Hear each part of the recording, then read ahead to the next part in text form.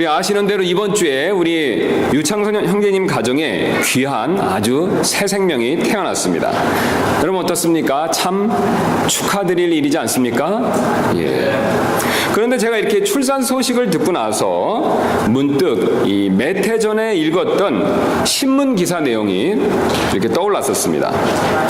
그 몇 해 전에 뉴질랜드에 있었던 일이었는데, 이 임신 후에 암 재발 사실을 알게 된 이 30대 변호사가 아기를 살리기 위해서 죽음을 선택했다는 그런 내용이었었습니다.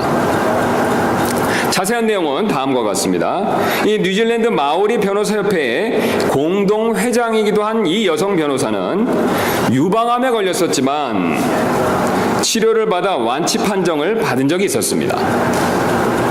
그러나 아기를 임신한 직후에 암이 재발하면서 이 당장 치료를 받지 않으면 암이 재발해서 목숨을 잃을 수도 있다, 그런 의사의 진단을 받았습니다. 그래서 당장 치료를 시작해야 된다라는 의사의 권고를 곧바로 받게 되었습니다. 그리고 치료를 하기 위해서는 지금 임신한 아기를 낙태할 수밖에 없었습니다. 그러나 이분은 자신과 아기의 목숨 중에서 아기를 선택했습니다. 그래서 아기를 낙태시키지 않고 10개월 후에 그 아기를 무사히 출산했습니다. 그러나 암은 이미 온몸에 퍼진 상태였습니다. 결국 출산 후 10주 뒤에 남편의 팔에 안긴 채 조용히 숨을 거두었습니다. 여러분, 자신의 생명을 내놓으면서까지 아기를 포기하지 아니한 이 어머니의 사랑이 참 대단하지 않습니까? 그런데 오늘 성경은 이 어머니의 사랑보다도 더 위대한 사랑을 가지신 분을 지금 우리에게 소개하고 있습니다. 그분은 바로 예수님이십니다. 우리 예수님은 우리를 사랑하십니다. 여러분, 이 사실 믿으십니까? 네. 그것도 이 세상 그 누구보다도 우리를 사랑하고 계십니다. 남편과 아내가 서로를 사랑하지만, 부모와 자식이 서로를 사랑하지만, 사실 그 누구보다도 우리를 더 사랑하시는 분은 예수님이십니다. 예수님께서는 요한복음 15장 9절에서 이렇게 말씀하신 적이 있습니다. 아버지께서 나를 사랑하신 것 같이 나도 너희를 사랑하였으니. 그래서 예수님께서는 우리에 대한 사랑을 구체적인 행동으로 옮기셨습니다. 즉, 우리에 대한 사랑을 구체적인 행동으로 보여주셨습니다. 오늘 본문은 그분께서 우리를 사랑하시기 때문에 보여주신 그분의 구체적인 행동을 우리에게 지금 알려주고 있습니다. 그러므로 만약 오늘 우리가 이 본문 말씀으로부터 그분의 사랑의 구체적인 행동을 알게 된다면 우리는 그분의 사랑을 더 깨닫고 그분을 더 의지하게 될 것입니다. 그런 저와 여러분이 되시기를 주님의 이름으로 소원합니다. 그러므로 오늘 저는 여러분들과 함께 예수님께서 우리를 사랑하시기 때문에 우리에게 보여주신 그 구체적인 행동을 한번 자세히 살펴보기를 원합니다. 이를 위해서 우리 지난번에 살폈던 3절 말씀을 다시 한번 먼저 살펴볼 필요가 있습니다. 우리 3절 말씀 한번 다시 보도록 하겠습니다. 모든 것이 그분에 의해 만들어졌으니 만들어진 것 중에 그분 없이 만들어진 것은 하나도 없었더라. 이 3절에서 분명히 말씀하는 것처럼 우리 예수님께서는 창조주 하나님이십니다. 여러분, 이 사실 믿으십니까? 특별히 요한은 지금 예수님께서 구원자이실 뿐만 아니라 이 세상 만물을, 모든 것을 만드신 창조주 하나님이시라는 사실을 우리에게 지금 거듭 강조해서 말씀해주고 있습니다. 그래서 모든 것은 그분을 통해서 만들어졌고 그분을 통해서 만들어지지 않은 것이 없다라고 우리에게 알려주고 계십니다. 그래서 사실 예수님을 통해 만들어진 만물들은 예수님이 만드신 것을 스스로 증명하고 있습니다. 그 근거로 시편 19편 1절 말씀은 하늘들이 하나님의 영광을 밝히 드러내고 궁창이 그분의 손으로 행하신 일을 나타내는도다 라고 말씀하고 계십니다. 여러분, 여기서 그분의 손은 누구의 손이 되겠습니까? 예수님의 손이 되겠죠. 아버지 하나님께서 아들 예수님을 통해서 이 세상을 만드셨는데 하늘과 궁창들이 하나님께서 만드신 것들을 드러내는데 특별히 그분의 손으로 행하신 일들을 드러내고 있다라고 말씀하고 있습니다. 그 손은 바로 오늘 요한복음 말씀에 의하면 예수님의 손이라는 것을 우리가 알 수가 있습니다. 하나님께서 예수님을 통해서 창조하셨던 그런 구체적인 예를 한번 제가 준비한 그림을 통해서 다시 한번 확인해 보도록 하겠습니다. 우리 그림을 한번 보여주시면 감사하겠습니다. 자, 이게 보시면은 이 자연계에 신기하게도 이런 이 소용돌이 모양의 나선 구조가 있습니다. 그래서 이 소용돌이 모양의 나선 구조를 이탈리아 수학자였던 피보나치가 이것을 계산해 보니까 수열로 정확하게 떨어지는 것을 발견했습니다. 그가 이런 것을 만들었다는 뜻이 아닙니다. 자연계에 이런 나선 구조, 소용돌이 구조가 있는데 그것을 이탈리아 수학자가 계산을 해보니까 수학 공식에 맞춰서 수열 공식에 맞아서 그게 딱 떨어졌다는 뜻이 되겠습니다. 여러분 이해가 되십니까? 예, 수학 시간이 아니라 죄송합니다. 예. 어쨌든 자연계에 무엇이 있다고요? 이런 나선 소용돌이 구조가 있다는 것이죠. 자, 그런데 이 소용돌이 나선 구조가 다음 그림 한번 넘겨주시면 감사하겠습니다. 이것이 바다 생물 가운데서도 나타난다는 것이죠. 소라나 이런 앵무조개를 보면 정확하게 이런 수열에 의한 나선 구조가 나타난다는 것이죠. 여기서 멈추는 것이 아니라 또 한 장 넘겨주시기를 부탁드리겠습니다. 식물을 봐도 이 나선 구조가 나타난다는 것입니다. 이 솔방울 같은 경우에는 이 나선 구조가 겹쳐서 나타나서 방금 위에서 보는 그런 모습을 보여주고 있습니다. 여기서 멈추는 것이 아니라 이 나선 구조는 다음 그림을 한번 넘겨주시기를 부탁드리겠습니다. 태풍에도 나타나고 있습니다. 그 다음에 마지막 그림을 보여주시면 감사하겠습니다. 더 신기한 일은 이 나선 구조가 우주에도 나타나고 있다는 것입니다. 여러분 너무나 신기하지 않습니까? 바다 생물부터 식물, 태풍, 우주 전체에 걸쳐서 똑같은 나선 구조가 나타나고 있습니다. 여러분 이 나선 구조, 이 소용돌이 치는 이 모양을 만드신 분이 누구십니까? 하나님이시죠. 진화론자들의 말에 의하면 생물이 이렇게 나선 구조로 진화했다라고 얘기할 수도 있습니다. 그러나 여러분 생물이 가능하지 어떻게 태풍과 우주까지 그런 나선 구조가 스스로 될 수가 있겠습니까? 무생물인 태풍과 우주 전체가 이런 나선 구조를 가졌다는 것은 한 가지 사실을 분명하게 보여주고 있습니다. 바로 누군가 그것을 의도적으로 만들었다는 것입니다. 여러분 이것을 만드신 분이 누구십니까? 하나님이시죠. 특별히 하나님께서 어떤 방법으로 만드셨습니까? 아들 대신 예수 그리스도를 통해서 이 모든 것들을 만드셨습니다.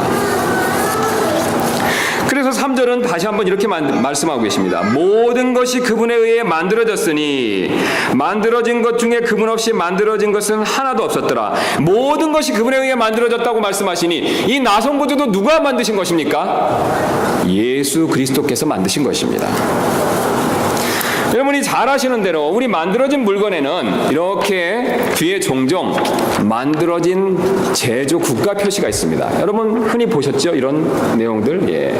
그래서 한국에서 만들었으면 이렇게 메이드 인 코리아, 카나다에서 만들었으면 캐나다, 중국에서 만들었으면 이렇게 차이나라고 이렇게 제조국 표시가 붙는 것을 우리는 잘 알고 있습니다. 그래서 만든 나라, 만든 사람들이 누구인가를 잘 보여주고 있죠. 그러나 여러분 놀랍게도 이 자연 만물은 바로 예수님께서 만드셨습니다. 사실 이 자연 만물에는 이런 표시가 들어있는 것입니다. 우리가 영적으로 이것을 인지하지 못해서 그렇지, 우리가 영적으로 이것을 인정하지 못해서 그렇지, 사실 모든 만물은 예수님이 이렇게 만들으셨다라는 사실을 우리에게 분명하게 보여주고 있습니다. 그래서 찬송가 75장의 가사가 이 사실을 또한 잘 보여주고 있는데 우리 찬송가 가지고 계시면 75장 가사를 한번 보도록 하겠습니다. 우리 찬송가 75장입니다. 우리가 부르지는 않고 가사만 제가 다시 한번 읽어드리도록 하겠습니다. 찬송가 75장입니다. 제가 읽어드리도록 하겠습니다.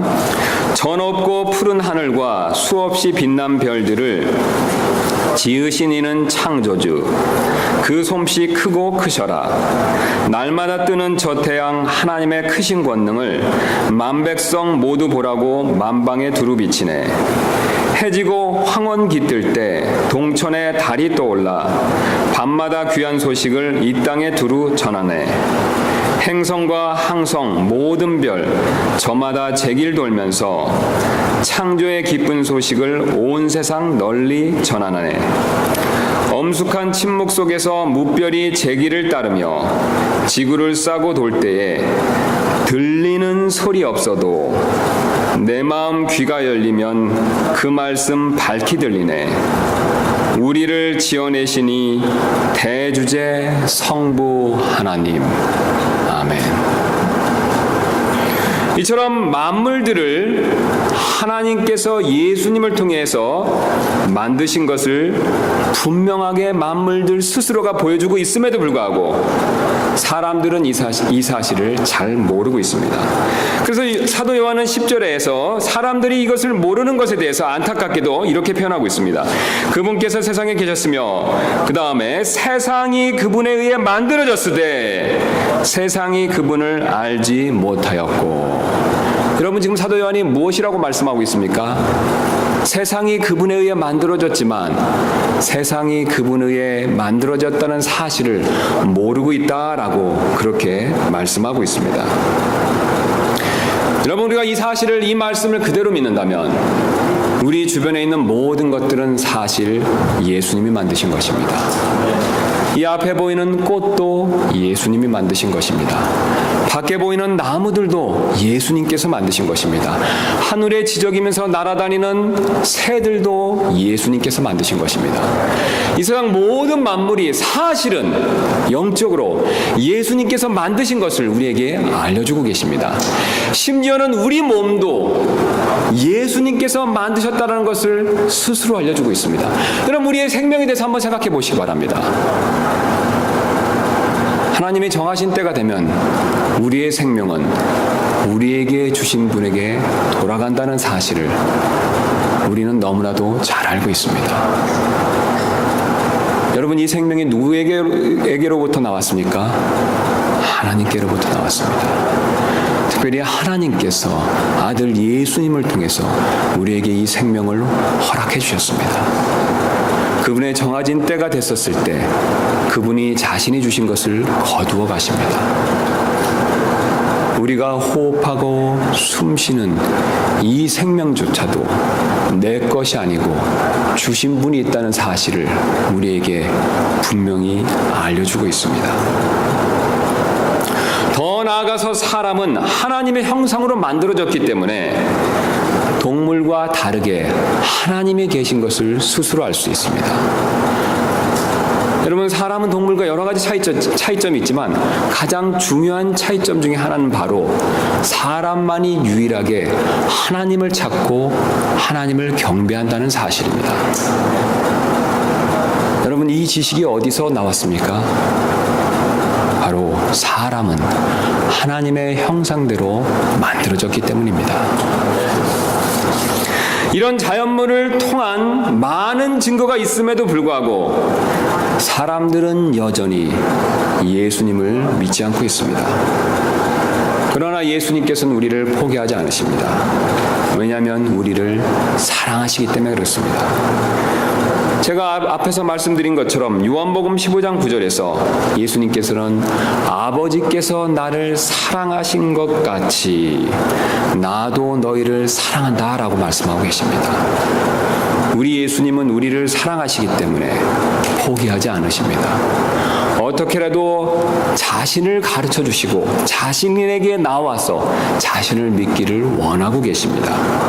그래서 이제는 예수님께서 자연문을 통해서 우리가 깨닫지 못하고 알지 못하기 때문에 이제는 사람을 보내셨습니다. 즉 자연물이 창조주 예수님을 알려주어도 사람들이 이것을 잘 알아듣지 못하자 이번에는 더 사람들이 잘 알아들을 수 있도록 사람을 보내셨다는 뜻이 됩니다. 이를 위해서 보내신 대표적인 사람이 바로 침례 요한입니다. 그래서 우리 한번 5절 말씀부터 다시 한번 보도록 하겠습니다. 그 빛이 어둠 속에 빛이 돼 어둠이 그것을 깨닫지 못하더라. 자, 생명의 빛이신 예수님께서 어둠 가운데 있는 사람들에게 빛이 돼 사람들이 어떻게 반응을 했습니까? 예, 그 예수님을 알지 못했다라고 말씀하고 있습니다. 그런데 하나님의 행동은, 예수님의 행동은 여기서 멈추고 있지 않습니다. 바로 이어서 이렇게 말씀하고 계십니다. 하나님께서 보내신 사람이 있었는데 그의 이름은 요한이더라.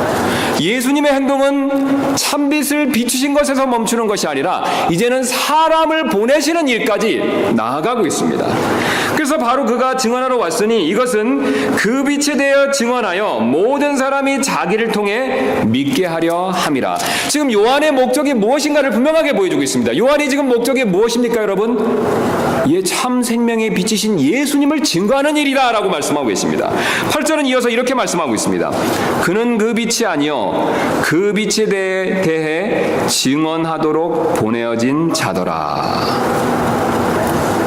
여러분, 하나님께서, 예수님께서 요한을 보내신 목적이 무엇이라고 말씀하고 계십니까? 예, 예수님, 참 생명의 빛이신 예수님을 드러내기 위해서, 증거하기 위해서다라고 말씀하고 계십니다. 사실 침례 요한만큼 예수님을 열심히 증거했던 사람이 없었습니다. 그가 얼마나 담대하게 힘차게 예수님을 증거했던지, 그가 예수님을 선포하는 그 내용만으로도 많은 사람들이 사실 예수님을 믿었습니다. 그래서 사실 우리가 아시는 대로 구약의 대언자들은 자신의 말씀의 권능을 입증하기 위해서 많은 기적과 이적을 베풀었습니다. 그런데 신기하게도 성경을 보면 마태복음, 마가복음, 누가복음을 보시면 침례 요한은 그러한 기적과 같은 표적을 베풀지 않는 모습을 보여주고 있습니다. 표적 없이도 그가 선포하는 말씀만으로도 많은 사람들이 예수님을 믿는 믿음으로 나왔다는 뜻이 됩니다. 그것은 침례 요한이 얼마나 예수님을 열심히 잘 전했는가를 보여주고 있습니다. 그럼에도 불구하고 모든 사람들이 예수님을 믿은 것은 아니었습니다. 많은 사람들이 침례 요한을 통해서 참 생명의 빛이신 예수님께 나왔지만 여전히 더 많은 사람들이 예수님을 거부하고 있었습니다. 심지어는 예수님이 보내신 그 침례 요한을 죽이기조차 사람들은 그런 행동을 했습니다. 우리가 잘 아시는 대로 보통 왕이 사신을 보내서 사람들에게 자신의 뜻을 알리는데 사람들이 그 사신을 죽이면 왕이 어떤 행동을 합니까? 예, 자신이 보낸 사신을 죽인 사람들을 왕이 죽이는 것은 당연한 일이었습니다.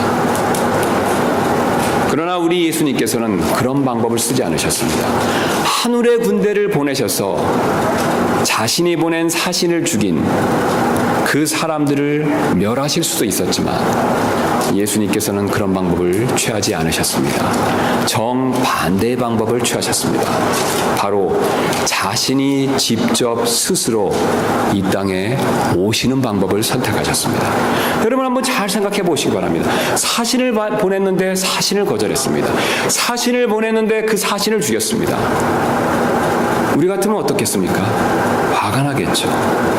미운 마음에, 진노하는 마음에 그들을 멸할 수도 있었을 것입니다.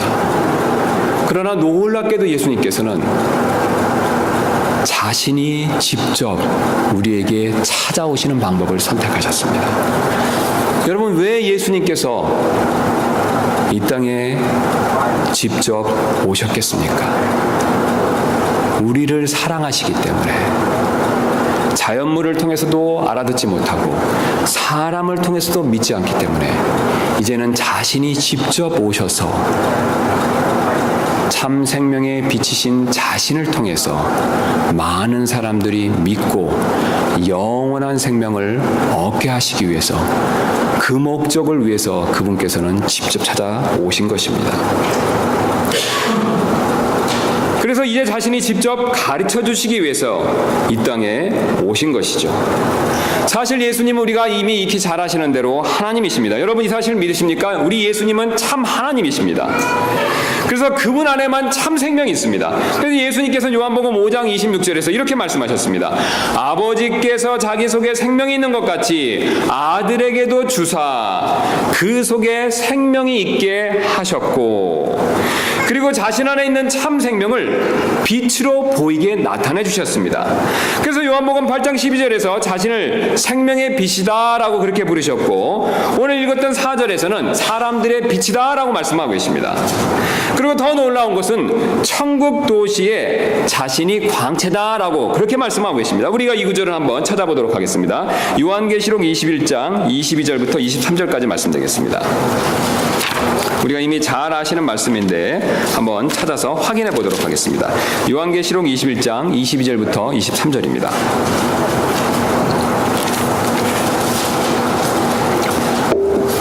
우리 다 찾으신 줄 알고 제가 읽도록 하겠습니다. 또 내가 그 안에서 성전을 보지 못하였으니 이는 주 하나님 전능자와 어린 양께서 그 도시의 성전이시기 때문이라. 그 다음에 23절을 유심히 보실 필요가 있습니다.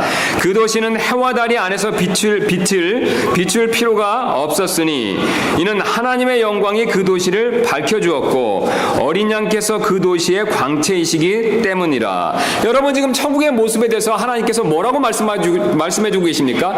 천국에는 해가 없다라고 말씀하시죠. 왜 천국에 해가 없습니까? 예, 하나님께서 비치시고 그 광채를 모든 곳에, 천국의 모든 곳에 사방에 비치시기 때문에 태양이 필요 없다. 다른 광채라는 것이 필요 없다라고 말씀하고 계십니다. 그런데 오늘 아까 읽었던 우리가 23절 말씀을 유심히 보시면 해와 달의 안에서 빛을 비출 필요가 없으니 이는 하나님의 영광이 그 도시를 밝혀주었고, 그 다음에 어린 양의 역할에 대해서 말씀하고 있죠. 그 어린 양의 역할을 무엇이라고 말씀하고 계십니까? 그 도시의 광채다라고 말씀하시죠. 그 도시에 뭐라고 말씀하고 계십니까? 빛이다라고 말씀하시죠. 저를 한번 봐주시기 바랍니다. 지금 사도 요한이 본 바는 다음과 같습니다. 하나님은 바로 태양과 같은 역할을 하시고 예수님은 이 태양에서 나오는 빛과 같은 역할을 하신다라고 말씀하고 계시다는 것이죠. 태양과 빛은 사실 하나입니다. 그러나 태양에서 빛이 나와서 어둠을 물리치듯이 아버지 하나님께로부터, 아버지 하나님의 영광으로부터 빛이 나오는데 그 빛을 아들 예수님의 광채다라고 그렇게 말씀하고 계십니다. 동일한 비슷한 내용이 우리 요한계시록 1장 13절부터 16절에 나오고 있습니다. 그래서 좀 더 앞으로 넘겨주시면 그 예수님의 어린 양의 광채가 구체적으로 어떤 것인지 요한계시록 1장 13절부터 16절을 통해서 분명하게 보여주고 있습니다. 그래서 사도 요한은 뒤에서 우리가 요한계시록 21장에서는 그 도시의 광채다라고 말했는데 그 광채가 얼마나 대단한지를 13절부터 16절을 통해서 이렇게 말씀해주고 있습니다. 그 7 등잔대의 한가운데에 사람의 아들 같으신 분께서 발까지 내려온 옷을 입고 가슴에 금띠를 두르고 계시더라. 그 다음 구절을 유심히 보실 필요가 있습니다. 그분의 머리와 머리털은 양털같이 희고 눈같이 희며 그분의 두 눈은 불꽃 같고 그분의 두 발은 용광로에서 달군 듯한 정제된 녹 같으며 그분의 음성은 많은 물들의 소리와도 같고 그분의 오른손에는 7별이 있으며 그분의 입에는 양날 달린 날카로운 검이 나오고 그분의 용모는 다음 구절을 유심히 보실 필요가 있습니다. 해가 세차게 빛나는 것 같더라. 여러분 어떻게 말씀하고 계십니까? 우리 예수님의 용모가 해가 세차게 빛나는 것 같다라고 말씀하고 계십니다. 그런데 더 놀라운 사실은 이 동일한 모습이 에스겔서에도 나오고 있습니다. 우리 에스겔서 1장 26절부터 28절 한번 더 찾아보도록 하겠습니다. 에스겔서 1장 26절부터 28절입니다. 앞으로 쭉 가셔서 에스겔서 되겠습니다.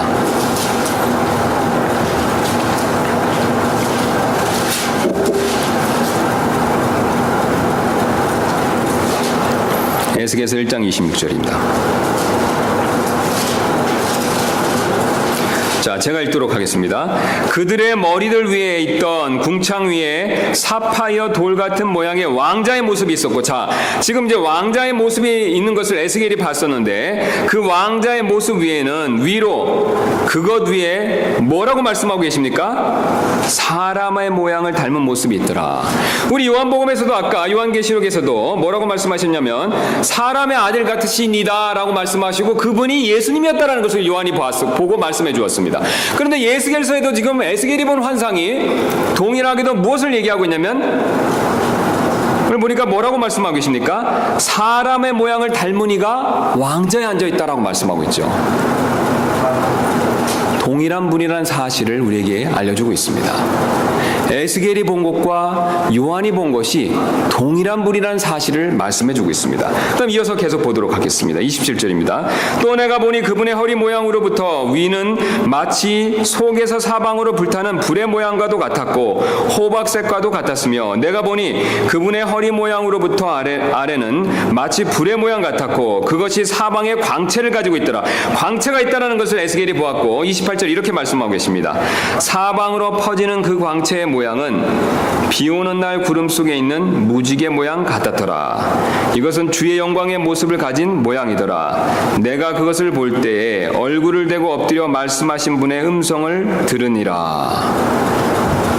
여러분, 역시 에스겔이 본 것과 사도 요한이 본 것이 동일하게 아주 대단한 광채가 있다는 것을 방금 확인해 보았습니다. 그런데 여러분, 사도 요한이 계시록에서 본 것과 에스겔이 본 것은 한 가지 차이점이 있습니다. 사도 요한이 계시록에서 본 것은 부활 승천하시고 하늘에 계신 예수님의 모습입니다. 여러분, 이 사실 믿으십니까? 그런데 에스겔의 모습은요, 이 땅에 오시기 전에 하늘에 계셨던 성육신 하시기 전에 예수님의 모습입니다. 여러분, 이 사실 역시 또한 믿으십니까? 자, 그럼 한번 잘 생각해 보시기 바랍니다. 에스겔이 본 것과 사도 요한이 본 것은 동일한 모습이었습니다. 그런데 한 가지 흥미로운 사실이 있습니다. 이 땅에 계셨던 예수님의 모습과는 다르다는 것이죠.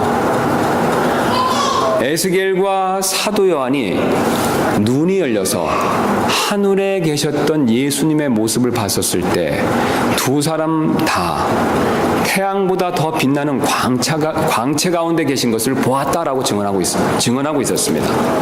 그런데 놀랍게도 이 땅에 계셨던 예수님의 모습은 그것과 달랐습니다. 여러분, 어떻게 달랐습니까? 그분의 모습 가운데서는 광채가 없었습니다. 여러분, 그렇다면 그 광채는 어디 갔을까요? 예수님이 이 땅에 계신 동안은 그런 광채가 특별히 보이질 않았습니다. 어떤 분들은 그런 광채가 사라졌다라고 생각하시는 분도 있겠습니다. 그러나 예수님은 자신이 가지셨던 그 하나님의 영광의 광채가 사라진 것이 아니라 그 영광의 광채를 가리셨습니다. 여러분, 그분이 자신의 영광의 광채를 어떻게 가린지 아십니까? 바로 자신이 입으신 사람의 육체로서 자신의 영광을 가리셨습니다. 오늘 사도 요한이 그 사실을 보여주고 있습니다. 요한복음 1장 14절에서 이렇게 말씀하고 있습니다. 말씀이 육신이 되어, 뭐라고 말씀하고 계십니까? 말씀이 육신이 되셨습니다.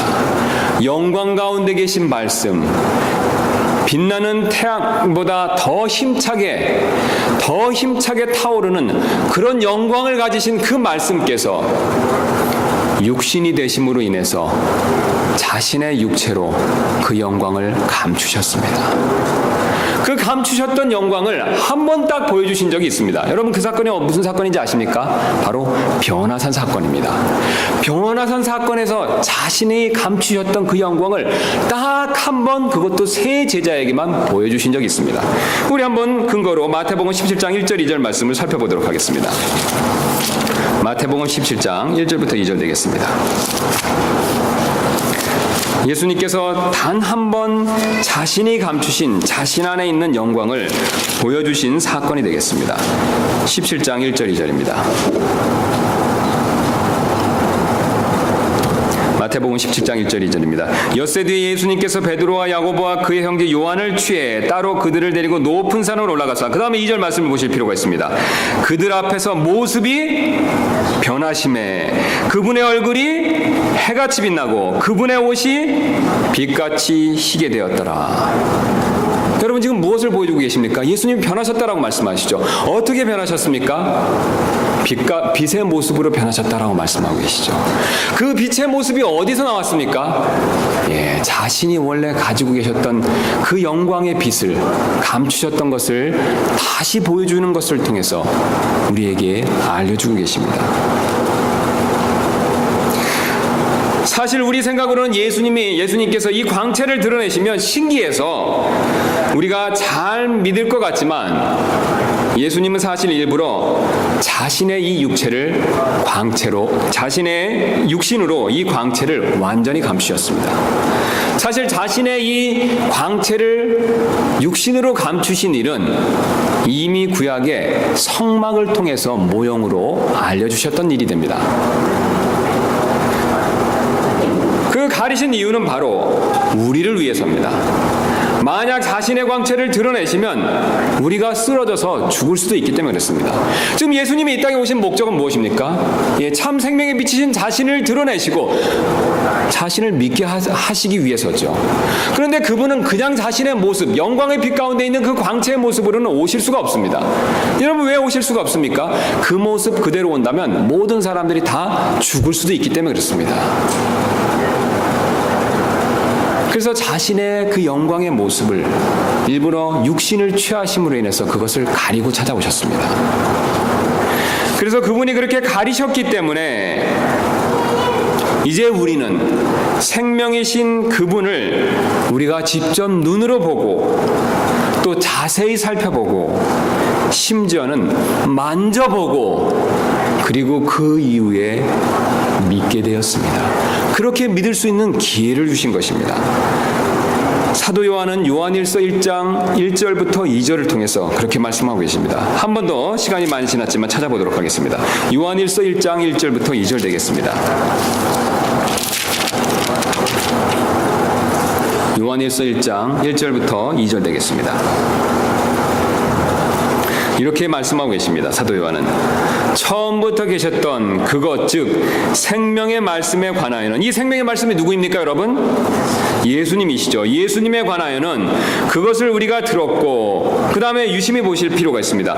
우리가 눈으로 보았으며 자세히 살펴보았고 우리가 손으로 그분을 만졌노라. 자, 근데 2절에서 그분이 어떤 분인가를 또다시 설명하고 있습니다. 그 생명 곧 예수님이 나타나심에 우리가 그것을 보았고 또 아버지와 함께 계시다가 우리에게 나타나신 그 영원한 생명을 증언하며 너희에게 보이노라. 여러분 지금 사도 요한이 상당히 흥미로운 얘기를 우리에게 해주고 있지 않습니까? 하늘의 아버지와 함께 계셨던 누가요?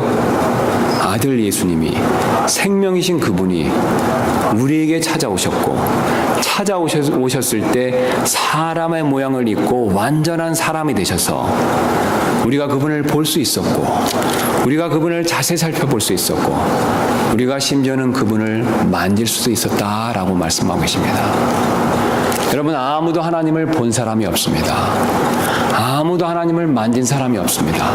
아무도 하나님을 자신의 맨눈으로 자세히 살펴본 사람이 없습니다. 그러나 참 하나님이신 예수님께서는 사람이 되셔서 하나님이 어떠한 분이신가를 우리에게 밝히 분명히 확실히 드러내셨습니다. 여러분 그러므로 이제 우리는 핑계댈 수가 없습니다. 예수님께서는 이미 자연물을 통해서 자신을 드러내셨습니다. 예수님께서는 이미 많은 사람들 특별히 침례요한 같은 자신의 사람을 보내셔서 자신을 믿을 수 있도록 도와주셨습니다. 이제 마지막으로 예수님께서는 이 마지막 때에 자신이 사람이 되셔서 직접 오셔서 자신을 보고 살펴보고 만져보고 그리고 믿으라고 그렇게 우리에게 찾아와 주셨습니다. 여러분 이제 예수님이 하실 일이 더 무엇이 있겠습니까? 그러므로 우리는 예수님을 반드시 믿어야 합니다. 왜냐하면 그렇게 되었을 때 참 생명이신 바로 하나님, 그 하나님의 자녀가 되어서 영원한 생명을 얻고 그분과 함께 그것을 누릴 수 있기 때문에 그렇습니다. 그래서 다시 한번 요한복음 본문에서 1장 11절부터 12절 이렇게 말씀하고 계십니다. 그분께서 자식이 백성에게 오심에 그분의 백성이 그분을 받아들이지 아니하였으나 그분을 받아들인 자들 곧 그분의 이름을 믿는 자들에게는 다 하나님의 아들이 되는 권능을 그분께서 주셨으니 이들은 혈통으로나 육신의 뜻으로 사람의 뜻으로 나지 아니하고 오직 하나님에게서 태어난 자들이니라. 아멘. 여러분, 이미 예수님을 믿는 분들도 마찬가지입니다. 오늘 예수님께서는 이 말씀을 통해서 예수님을 더 믿고 의지하기를 원하고 계십니다. 왜냐하면 우리 예수님은 구원자이실 뿐만 아니라 창조주 하나님이시기 때문에 우리가 겪는 모든 문제를 도와주실 수 있는 유일한 분이십니다. 여러분, 이 사실을 정말로 믿으십니까? 예수님은 우리를 지옥에서 구출하신 구원자 하나님이실 뿐만 아니라 우리 인간의 상사화복의 모든 문제를 주관하시는 하나님의 권능의 자리에 앉아 계신 창조주 하나님이십니다. 더 놀라운 사실은 그분께서는 사람이 되신 적이 있으십니다. 사람이 되셔서 우리의 아픔과 슬픔을 직접 겪어도 보시고 그것을 가까이에서 살펴보신 적이 있으신 분이십니다. 여러분, 우리가 쓰는 말 가운데 동병상련이다 이런 말이 있습니다. 다른 사람이 겪는 어려움을 아는 사람이 더 잘 이해할 수 있다는 뜻이죠. 우리 예수님은 누구보다도 우리의 슬픔, 우리의 고통, 우리의 어려움을 잘 알고 계십니다. 그분은 하나님으로서 알고 계신 것뿐만 아니라 직접 사람이 되셔서 그런 어려움과 고통을 채울하셨기 때문에 우리 예수님은 누구보다도 더 잘 알고 계십니다. 그래서 그 근거로 예수님은 죽은 나사로의 누이 마리아와 유대인들이 우는 것을 보시고 그분 역시 우셨다는 것을 성경은 우리에게 분명하게 보여주고 있습니다. 여러분, 그분이 왜 우셨겠습니까? 그분은 방금 바로 조금 뒤에 그 나사로를 살릴 계획을 가지고 계셨습니다. 그것을 생각한다면 우실 일이 없으셨겠죠. 그럼에도 불구하고 자신의 오라비인 나사로가 죽은 것으로 인해 슬퍼하는 마리아와 다른 유대인들의 슬픔을 공감하고 계셨습니다. 여러분, 여기에 참 소망이 있습니다. 우리가 슬픈 일이 있을 때, 우리의 마음이 괴로울 때 그것을 동일하게 슬퍼하시고 그 괴로움을 느끼시고 우리를 위로해 주실 수 있는 분이 바로 우리의 구원자이실 뿐만 아니라 우리가 믿고 의지하시는 바로 그 예수님, 그분이 그러한 우리의 힘과 소망이 되어주십니다. 우리는 그러므로 이미 우리가 예수님을 믿었다고 해서 멈춰서는 안 됩니다. 우리가 더욱더 예수님께 나아가서 우리의 슬픔과 어려움을 아뢰고 그분의 위로와 그분이 주시는 힘을 다시금 받을 필요가 언제든지 있습니다. 그런 저와 여러분들 되시기를 주님의 이름으로 축원합니다. 우리는 지금까지 예수님께서 우리를 사랑하시기 때문에 보여주셨던 이런 세 가지 행동들을 살펴보았습니다. 자연물을 통해서 자신을 드러내시고 사람을 통해서 자신을 드러내시고 이제 자신이 직접 오셔서 자신을 완전하게 보여주셨다는 사실을 살펴보았습니다. 이제 이 말씀으로부터 얻을 수 있는 세 가지 교훈을 살펴보고 이제 말씀을 마무리하도록 하겠습니다. 우리가 얻을 수 있는 첫 번째 교훈은 우리도 포기하지 말아야 한다는 사실입니다. 즉, 우리도 예수님처럼 포기하지 말아야 한다는 뜻이 되겠습니다. 예수님께서 우리가 자신을 믿을 수 있도록 사실 모든 조치를 다 취하셨습니다. 오늘 여러분께서 예수님의 하신 일들을 글자 그대로 완전하게 믿으신다면 사실 예수님은 예수님 편에서 하실 수 있는 모든 것들을 다 행하셨습니다. 자신이 만드신 만물을 통해서 자신을 보여주셨습니다. 자신의 사람을 보내셔서 자신을 드러내셨습니다. 심지어는 자신이 직접 오셔서 자신을 또한 완전히 드러내셨습니다. 이 사실은 예수님께서 우리에 대한 사랑으로 인해서 우리를 결코 포기하지 않는다는 것을 분명하게 보여주고 있습니다. 그러므로 우리도 다른 불신자들을 쉽게 포기하지 말아야 합니다. 특별히 우리 주변에 믿지 않는 이웃이나 가족을 쉽게 포기하지 말아야 합니다. 사실 우리 주변 분들은 우리가 복음을 전해서 믿지 않고 완고한 고집 가운데 계신 분들이 많이 있습니다. 그러나 여러분, 우리는 그런 분들을 포기해서는 절대로 안 된다라고 오늘 주님께서는 우리에게 알려주고 계십니다. 우리 주님은 절대 포기하지 않으십니다. 왜냐하면 그분들이 생명이 있는 한, 그분들이 살아있는 한 예수님께서는 그들이 언제든지 회개하고 돌아오기를 원하고 계십니다. 왜냐하면 예수님께서는 그들을 여전히 사랑하시고 아직도 포기하지 않으시기 때문에 그분들이 살아계신 한 기회는 여전히 있는 것입니다. 그래서 하나님께서 그들에게 생명을 여전히 허락하신 것은 사실 그들에게 기회를 여전히 주시기 위해서란 뜻이 됩니다. 그러므로 우리도 쉽게 포기하지 말아야 한다라고 주님께서는 오늘 우리에게 알려주고 계십니다. 우리가 얻을 수 있는 두 번째 교훈은 우리도 가야 한다는 것입니다. 즉 우리도 예수님처럼 나아갈 필요가 있다는 뜻이 되겠습니다. 예수님은 자신을 믿어 영원한 생명을 얻게 하기 위해서 자연물을 그 증거로 우리에게 제시해 주셨습니다. 또 사람을 우리에게 보내주셨습니다. 심지어는 그분이 우리에게 직접 찾아오시기까지 그렇게 역사하셨습니다. 그러므로 우리도 다른 사람들에게 예수님을 전하기 위해서는 기다릴 것이 아니라 우리도 앞으로 나아갈 필요가 있습니다.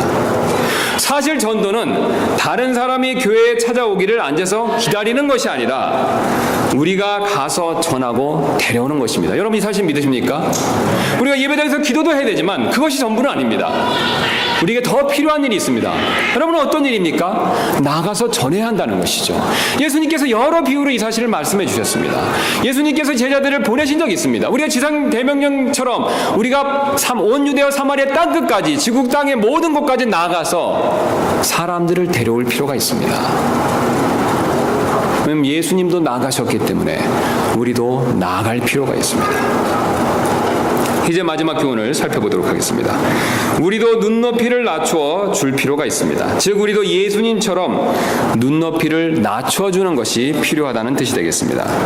예수님께서 우리를 믿게 하시기 위해서 친히 하늘에서 내려오셨습니다. 여러분 우리가 하늘에 있는 분을 믿기 어려우니 예수님께서는 직접 하늘에서 우리가 믿기 쉽도록 사람이 되셔서 우리를 찾아와 주셨습니다. 쉬운 말로 우리의 눈높이로 맞춰주신 것이죠. 우리가 주님을 볼 수 없게 만드는 태양보다 더 밝은 광채를 자신의 육체로 가리시면서까지 이제 우리가 그분을 직접 보고 만지고 이야기할 수 있게 그렇게 눈높이로 낮추어 주셨습니다.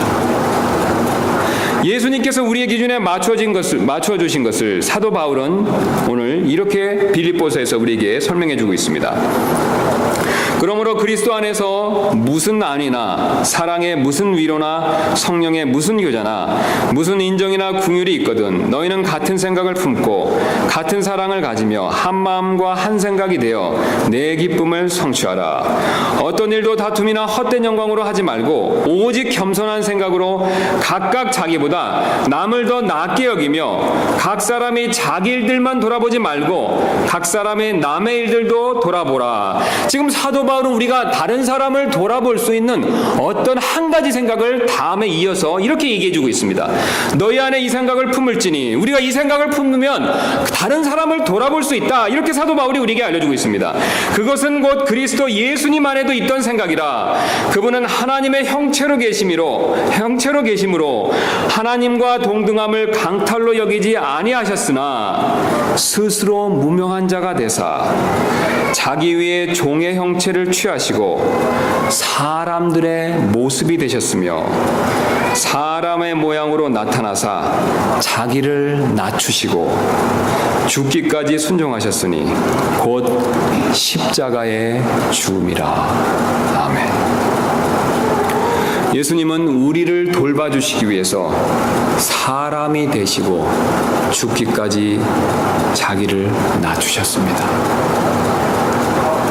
여러분 만약 예수님께서 이렇게 우리의 눈높이로 자신을 낮추지 않으시고 또 또 우리를 위해서 죽지 않으셨다면 우리는 사실 영원한 생명을 얻을 수가 없습니다. 예수님은 일부러 우리를 위해서 자신을 낮추시고 사람이 되시고 우리를 위해서 죽으셨습니다. 그러므로 여러분, 우리는 예수님의 이 행동으로부터 다음과 같은 것들을 한번 생각해 볼 필요가 있습니다. 내가 만약 어른이라면 내 아이를 어른의 입장에서 혼내기만 할 것이 아니라 사실 내 아이의 입장으로 내려와서 그 아이의 눈높이에서 돌봐줄 필요가 있습니다. 왜냐하면 예수님께서 그렇게 우리를 위해서 자신을 낮추시고 우리의 눈높이로 맞춰주셨기 때문에 그렇습니다. 만약 내가 믿음이 큰 자라면 믿음이 적은 자를 위해서 내려다보고 판단만 할 것이 아니라 믿음이 적은 자들의 입장으로 내려와서 그 사람의 눈높이에서 사실 그 사람을 돌봐줄 필요가 있습니다. 우리가 예수님을 쳐다볼 수 없었을 때 예수님께서는 우리가 그분을 직접 보고 알 수 있도록 자신을 낮추시고 이 땅에 사람의 모양으로 오셨습니다. 주님께서는 우리의 눈높이로 내려오셔서 우리를 위해서 죽지 않으셨다면, 주님께서 그렇게 하지 않으셨다면 사실 우리는 영원한 생명을 받지 못했을 것입니다. 그러므로 여러분, 우리도 주님처럼 우리 자신을 낮추는 것이 필요합니다. 그런 저와 여러분이 되시기를 주님의 이름으로 축원합니다. 우리 잠깐